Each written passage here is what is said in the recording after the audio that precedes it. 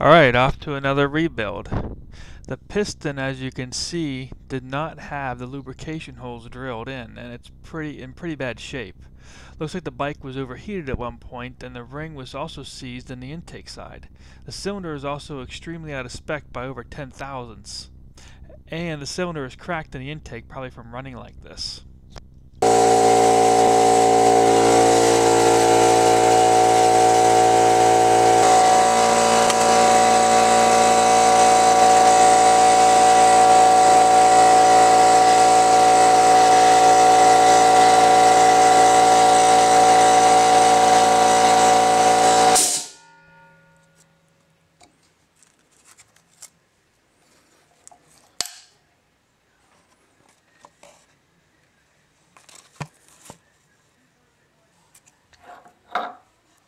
I will be replacing all the bearings in the bike. These are the same as the 83 with a few exceptions. The output shaft was changed to, instead of a double-sealed 5205 bearing, to an open 3205, which is lubricated by engine oil and can take higher loads. There is now a seal and a shim used on the output shaft. The 83 could do the same thing, and I may even consider converting this on my 83 engine. I would just need to get a shaft and a seal. Or I mean a shim collar that goes over the shaft. And a seal. I spec the cylinder out by taking it to RB Designs. I always have the cylinder checked out before I bore just to make sure I get the correct size to compensate for any damage. In this case, the damage is a cracked cylinder liner, so I need to get a new sleeve. As you will also see, someone used epoxy to reduce the transfer ports by around 8 mm. Essentially, they attempted to detune the bike to make it less powerful. This is almost identical sleeve to the 83, so you can see the transfer ports are supposed to be much larger. Obviously, I will be removing this.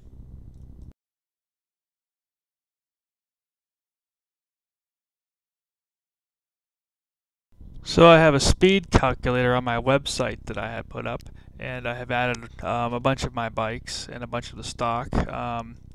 As you can see, the 1986 MStar 500 is there. Now, when you look at the stock gearing, and the gearing that at least it came with, basically in first gear it does almost 50 mile an hour. Second gear it's almost 60, third it's almost 70, fourth it's almost 80, and fifth it's over 90.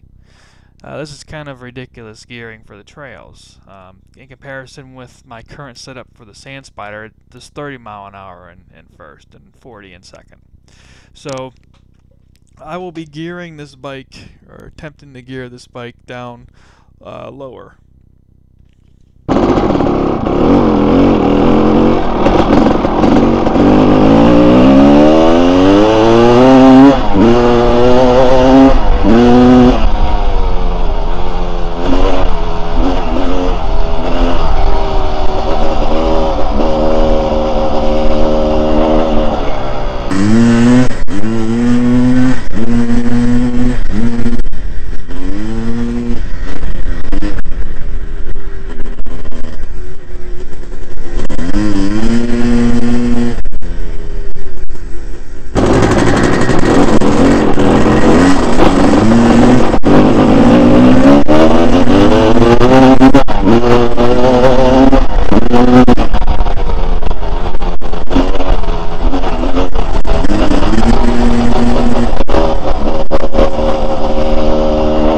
As you can see, riding the 84 KTM 495 versus the 86 Maico 500, the 86 Maico 500 is geared much higher than the KTM is.